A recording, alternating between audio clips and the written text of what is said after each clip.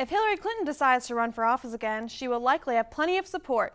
A new national survey from Quinnipiac University found that 61% of registered voters had a favorable impression of her.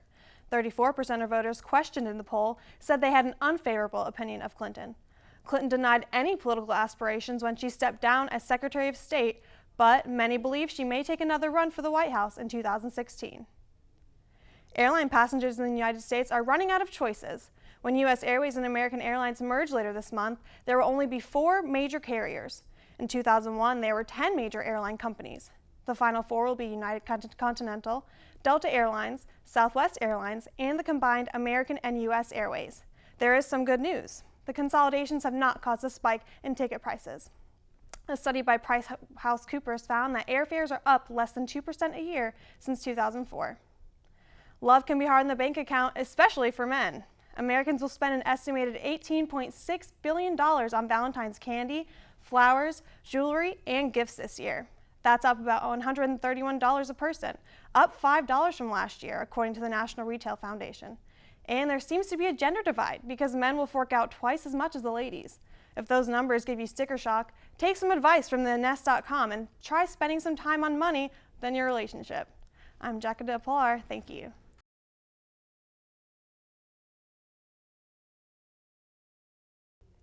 A Tennessee Department of Transportation employee has resigned after investigators say he drove drunk in a state vehicle and caused an accident. 56-year-old William Halbert was driving a state-owned pickup truck when he ran a red light and collided with another vehicle. Oak Ridge police responded to the crash on Oak Ridge Turnpike. The arresting officer reported Halbert smelled like alcohol, had bloodshot eyes, and slurred speech. Halbert was charged with an offense DUI and refusal to submit a blood alcohol test. TDOT said he had already started the disciplinary process, but now won't have to take further action. Halbert had been with TDOT since 1997. A puppy in the Tri-Cities is training to help people go through rehab, and she has a special trait that makes her uniquely fit for the job. The golden retriever named Lily is missing a paw because of a complication during birth.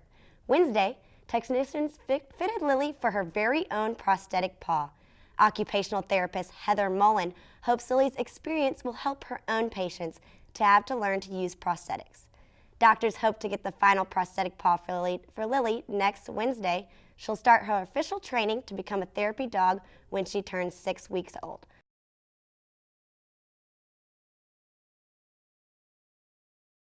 Good afternoon and welcome to UT Today. I'm Rihanna Mortensen. Drivers will have to wait another year to use the Henley Street Bridge. TDOT announced it is pushing back the project completion until February of next year. The bridge was supposed to be done by the end of this June, but it's more deteriorated than crews expected. This project did begin back in January of 2011. Police are searching for an armed robber who held up a delivery man at knife point in Fort Sanders. Officials say the suspect demanded money from a Jimmy John's driver. The victim then handed over $3 in cash.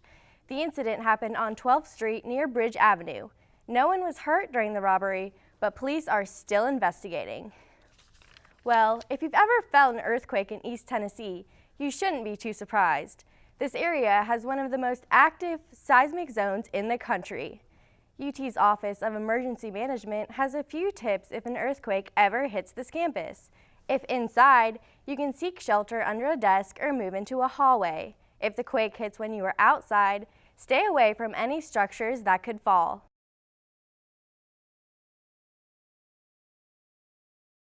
The University of Tennessee has released a smartphone app to make students' lives easier. This free app allows students to search the university libraries, locate buildings, and stay up to date on news, all from the palm of their hand. The launch of the app is part of an ongoing initiative to adapt to increasing abundance of smartphones on campus. The app is free to download for all iPhones, as well as Android and BlackBerry devices. Knox County Commissioner Dr. Richard Briggs has filed paperwork to challenge Stacey Campfield in the Republican primary in 2014. The Senate seat up for grabs is District 7.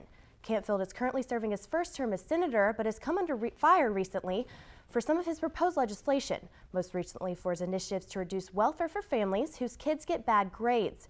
Briggs says he wants to take the district in another direction. He has served on the commission for 5 years. The cause of last Sunday's power outage at the Super Bowl has now been found. According to Energy New Orleans, the blackout was traced back to a newly installed device meant to protect Superdome equipment. An electrical delay device accidentally triggered, causing an almost 35-minute partial electrical outage. This interrupted the third quarter of the NFL title game between the Baltimore Ravens and the San Francisco 49ers. The outage was fixed and the dome has been fully functioning without any further problems. I'm Hannah Gordon for UT Today.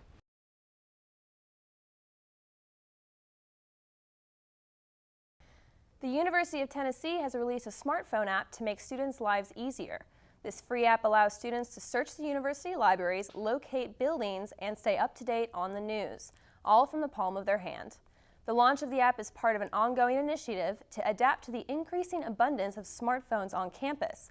The app is free to download for iPhones as well as Android and BlackBerry devices. Knox County Commissioner Dr. Richard Briggs has filed paperwork to challenge Stacey Canfield, the Republican primary in 2014. The Senate seat is up for grabs in District 7.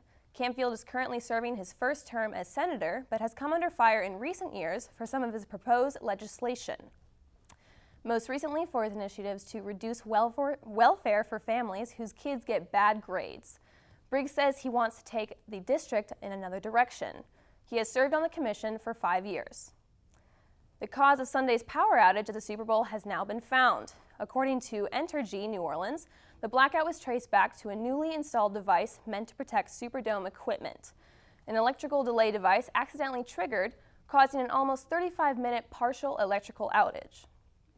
This interrupted the third quarter of the NFL game between the Baltimore Ravens and the San Francisco 49ers. The outage was fixed and the dome has been fully functioning without any further problems. With UT Today, I'm Caroline Reinwald.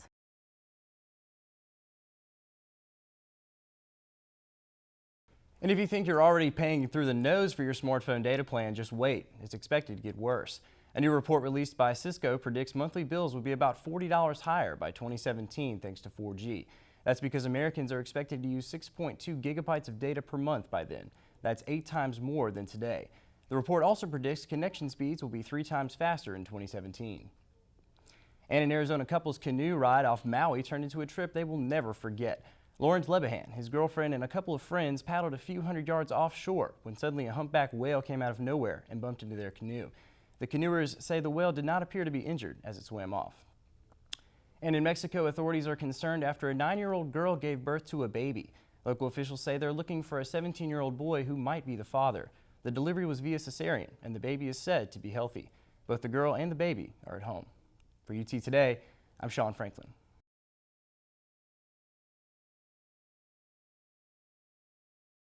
Good afternoon and thank you for watching UT Today. I'm Rachel Downs. The renovations to second floor commons and Hodges are now complete, but more changes are in the works. With the $3 million renovations, 12 more study rooms were added. The studio was expanded and services like OIT were relocated. Renovations to the ground floor will begin within the next few weeks. This will make a room for One Stop, a central location for students with services regarding enrollment, registration, financial aid, and payments. This will be in addition to student services. It will not replace it. During the summer, renovations will be done to the 3rd through 6th floors. These will include more electric outlets, more space, and improved 24-hour security. The Knoxville area transit bus system on campus will be making some changes this school year. This new plan will discontinue all of the T buses as well as the Link and Access service buses. The new bus line coming to campus is known as Fast Transit. Fast Transit is based out of Cincinnati and will allow students to track wherever the buses are through a mobile app. There will be a meeting on February 28th to finalize details. For UT Today, I'm Rachel Downs.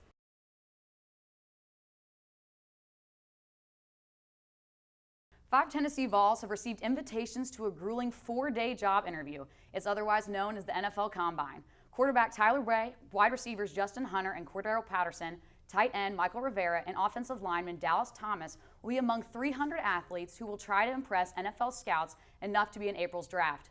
The Combine runs February 20th through the 26th. Now, just because signing day is over, it doesn't mean that Vols coach Butch Jones is slowing down. Jones and his staff were in Memphis bright and early this morning for a breakfast with Vols alumni and fans before moving on to Nashville by lunchtime. He likes the qualities of the 21 guys who have signed with the Vols. Now, when you check the stat sheet from Vols' loss to Georgia last night, one of the first things that jumps out at you are the numbers put up by Georgia's Contavious Caldwell Pope. The Bulldogs guard scored 24 points, went 9 of 12 shooting, including back-breaking bucket in the final minute that helped to seal Georgia's 68-62 win. Jarnell Stokes notched his 5th double-double in 6 games, but unfortunately it wasn't enough for the Vols because they dropped their 2nd straight game. The Lady Vols are back in action tonight on the road at LSU, which means a matchup between the Tigers head coach and former Lady Vol Nikki Caldwell. Coach Holly Warlick says it's always tough matching up with the Tigers. Well, another Lady Vols squad will start its season today. Karen Weekly's softball team opens up its season in the Red Desert Classic. You're good. No. Yeah, you're good.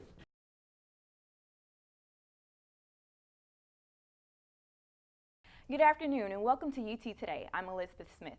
Running back Alex Collins has finally signed his letter of intent to play football at the University of Arkansas Thursday afternoon.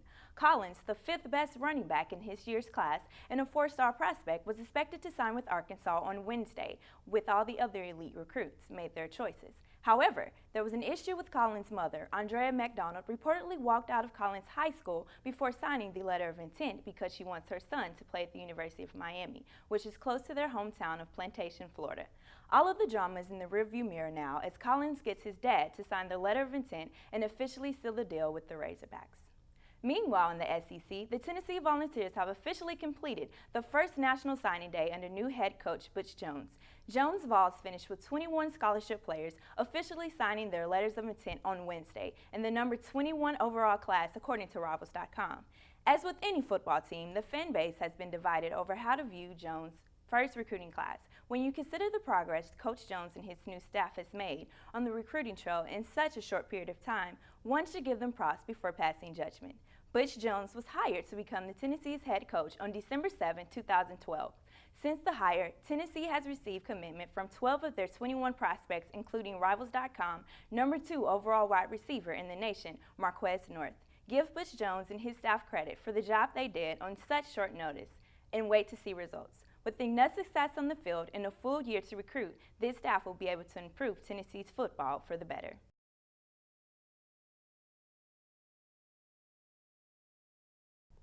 Hello everyone, I'm Apollos Goss. Thanks for joining us tonight. 3 people were hurt after a Haywood County ambulance was involved in an accident in Madison County. The accident happened on I-40 near Jackson. Dispatchers say a Haywood County ambulance flipped with 2 paramedics and a patient inside. All 3 were taken to the hospital but are expected to be okay. The IRS has announced they won't start processing individual 2013 tax returns until the end of the month. That means using your refund will have to wait for a week or so longer than normal. The government is blaming changes made by Congress under the American Taxpayer Relief Act for the decision.